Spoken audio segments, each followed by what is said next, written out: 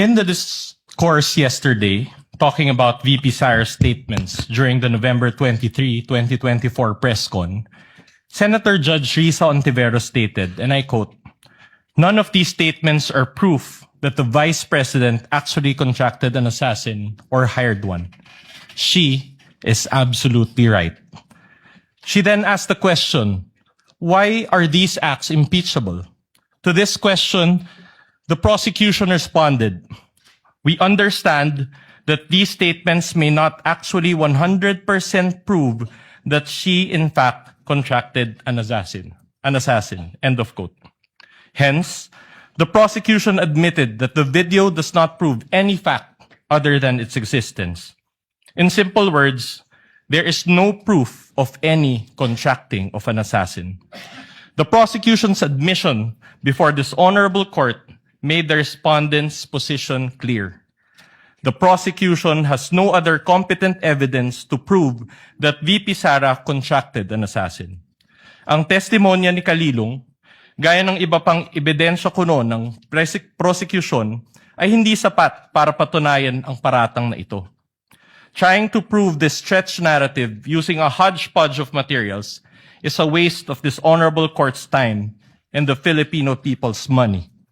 Si VP Sara na mismo ang nagsabi na hindi assassin ang kinausap niya.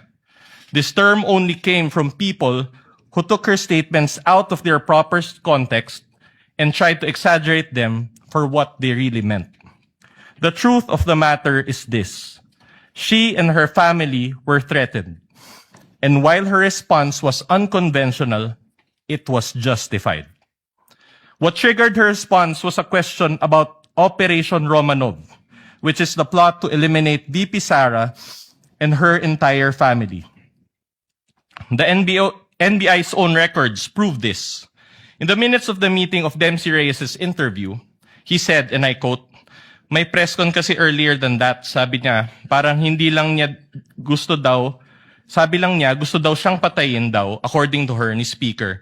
That was during a press conference the day before, November 2022. End of quote.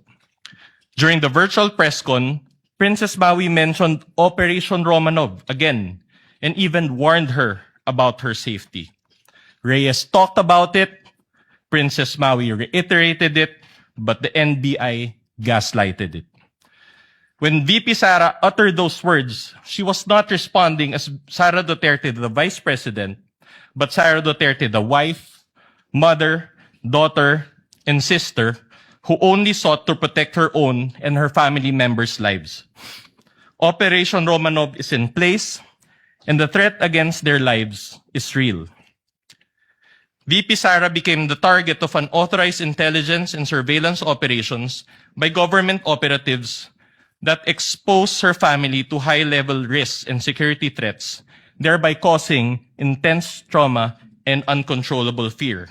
Her homes in Davao and Manila were profiled, and this is proven by classified casing reports. Her trusted security personnel were removed. Her schedule of official functions, like the one in Naga, was leaked by intelligence agents, and her security was heavily compromised. In sum, the prosecution was right in using the term culmination. But the prosecution's interpretation is wrong. Rather, when VP Sara left the administration, she suffered various forms of threats and harassment for many months from the powers that be, and the culmination was her statement on that fateful early morning in November 2024. She didn't commit an impeachable offense. She drew the line in the sand and said, enough is enough. That is the meaning, and that is the context. Finally, as to the alleged grave threats and inciting to sedition, these are defined by their vice penal code and are punishable by prisión correccional. Thus, these fall under the jurisdiction of the MTC or first-level courts. These charges are not other high crimes as contemplated by the Constitution as grounds for impeachment and are therefore not impeachable. After all, VP Sara was fighting two important battles that day. One against the threat to her family's life, and another against the life of the ordinary Filipino, constantly suffocated by the immense weight of corruption, which she talked about during the press con. She never incited sedition. She merely echoed the voice of ordinary Filipinos. Her message that day only reflected what was already in their hearts and minds. There was no betrayal of public trust. She actually upheld the people's trust as she spoke for and behalf of the people. Thank you, Your Honor. Thank you, Attorney Vidluan. Chair